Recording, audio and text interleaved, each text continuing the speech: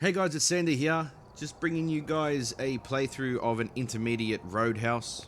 Like I promised, I'm going to be bringing you guys an intermediate and then a professional playthrough where we play through properly and do everything to the best of our ability without just running and screaming his name and dying like 90% of people do. We'll just add some equipment in. Your main goal at the start of it is to locate the ghost as quickly as you can, and then from there finding the equipment and all that will be easy once you know where the ghost is. So we're just adding a few things that's going to help us. Smudge sticks for protection. We want crucifixes there. Salt will help track the ghost steps.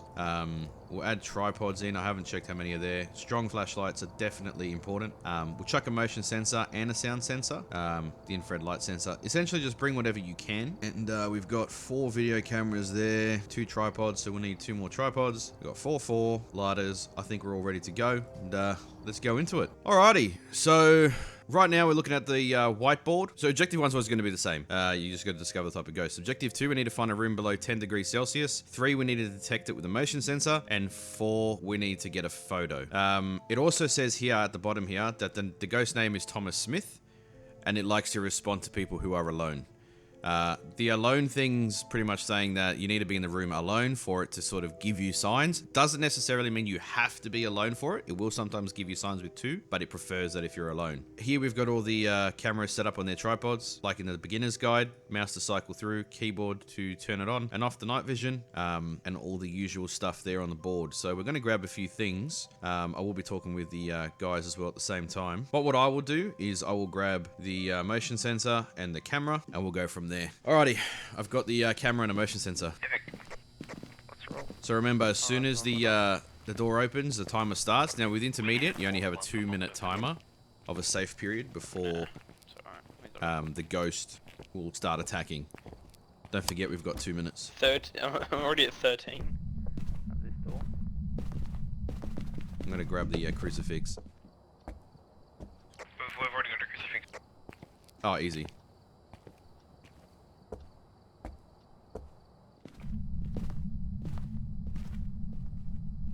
So what we're doing is just trying to find the room. We've got someone with a thermometer and EMF, trying to find some activity, find a cold room, and that's where we'll set up the camera straight away.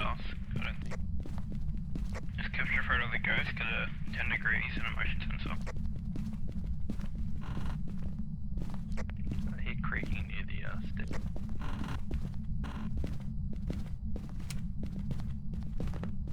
Any hits? Cold reading? No. We'll check basement. Now, generally speaking, with a ghost that prefers to be alone, it's always better to be together, just for safety. You never know, it could be a shade that you're dealing with, which is shy. But the alone part doesn't really give a clue as to what type of ghost it is. But what me and the guys usually do is we usually stick together for the ones that are alone until we want to get some action. We generally find it keeps us safer that way. Oh, that's true. Oh, 9, 10. Oh, it just whispered. It just whispered in my ear. Alright, there's your EMF. Level 5 or below 10 for that taster. Now, what I've noticed there is it was instantaneously. Gonna go back to. It pretty much instant as soon as we walked in the door, which means it could be a territorial ghost. It's in the bath, I think. 8 degrees at the bath. Yeah, so let's just remember that as soon as we showed ourselves, it did it, which means it could be a territorial ghost. So it could be a djinn. Yep. Check for fingerprints on the door and light switch and window.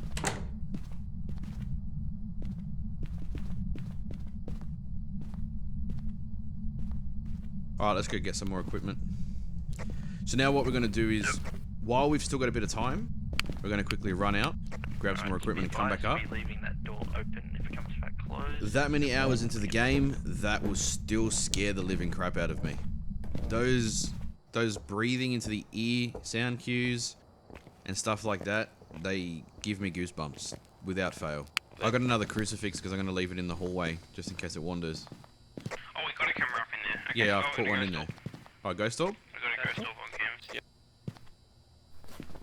Yeah, that's it. Alright, so there's the ghost orb there. We just saw it. Well, I'll show you guys again. So now we just put that in the journal. Ghost orb is clue 1.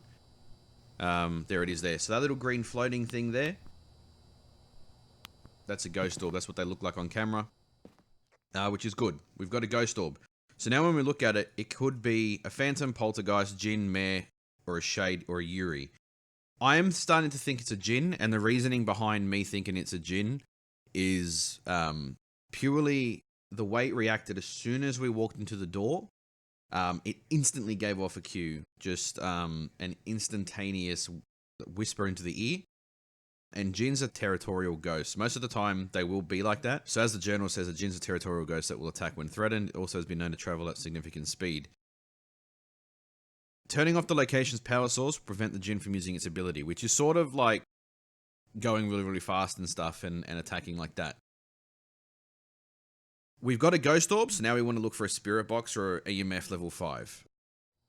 Sam, have you got a space bot to carry this ghost book? No, but I can drop the crucifix and pick up the ghost book. Okay, sweet. Let's go. The quickest way to work it out is bring a ghost book. Because if it writes in the book, it will just get rid of anything else that you have for a djinn, and then it starts changing the way you look at the ghosts. But for now, we'll throw a spirit book in there, and hopefully that'll do the job. They can write in the book, even when you're holding it as well, so that is important to note. You don't have to place it, you can keep it on your person, and they will write in the book. So after that last little episode, I am not going in there first. One of you can go in there first after that. Give us a sign. Alrighty, so we're going to place the book down on the ground there. Put the motion sensor down. 4. Give us a sign. It's at the door, it's at the door. Yeah, just trigger it again. It's left So the now door. we're just waiting. Give us So we a know it's sign. at the door because we saw both go off. So now we'll talk a bit. 4.4, 4.1. If you're here, there. write in the book.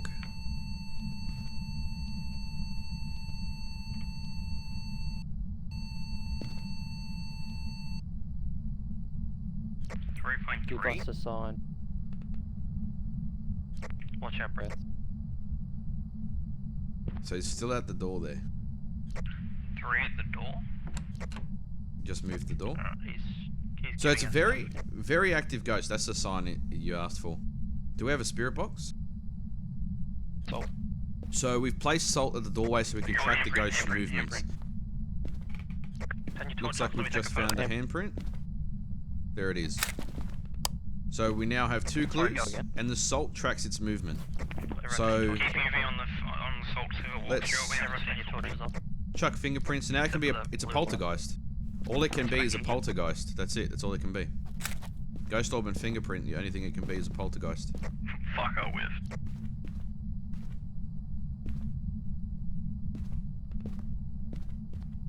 So the last thing we'll get is spirit box. Yeah, that's the only other. It's literally the only thing it can be. Alright, so we need to get a picture of it, and we also need to, so we've got the last thing is get a picture of it. So that was that was a very easy one. We got 2 clues early off into the game. And they happen to be 2 clues that reveal the ghost type instantly. So we know it's a poltergeist. So now we can start trying to do the other optional objectives. We still haven't said its name yet. We don't need to. Yeah, so you can hide around the corner. But we'll go from there. So the last thing that we need is a spirit box for a poltergeist. But it's important to note that poltergeist's weaknesses is a room that's empty. And this bathroom, there's not much stuff for it to throw. How old are you? We couldn't have got a luckier room for this. Reno just creeping. Give us a sign.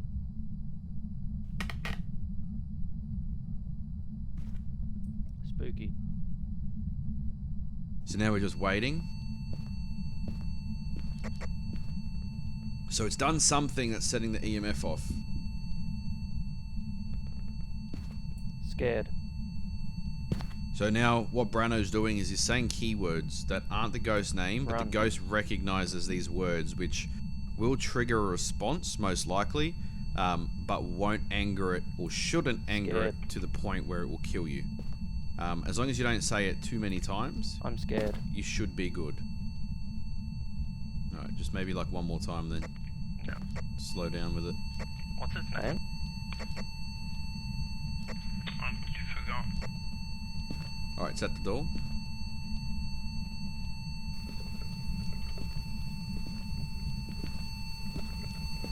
Dirty water. I'm scared. So now we're taking a photo of the dirty water. Obviously it's optional additions that you can do. It gives you more Spooky, money. run, spooky, We can go scared. looking. There it is there. So that's the ghost there. We've now completed the last one. Nice. And we've got the photo. Let's go. So I mean, this one was generally, I made it work. you know, it's a basic one. It's very easy, something like that. You get lucky sometimes. Nice job. But you can sort of see the process of how we did things. We can go back and look for extra additional things. But we'll see what we've got left on the truck, if anything. And we'll go from there. Like my other tasks. Let me just see.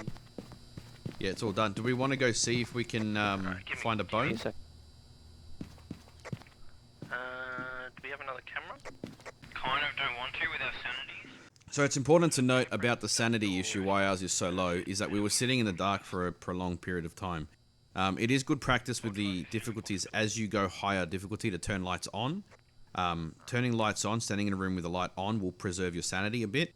And as you go further on, so it's professional, you'll drain at 100% sanity. So you'll have even more sanity drained. Back it up. So that's good to note in future. Everyone got it locked in. But apart from that, hope you guys enjoyed that little walkthrough. I know it was a quick one, but sometimes these things happen. They're relatively easy. But it gives you a bit of an understanding.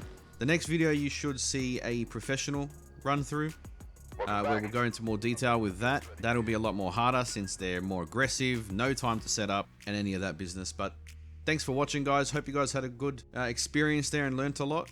If you liked the video, please smash the like button. If you disliked it, smash the dislike button, as if you never want to see it again.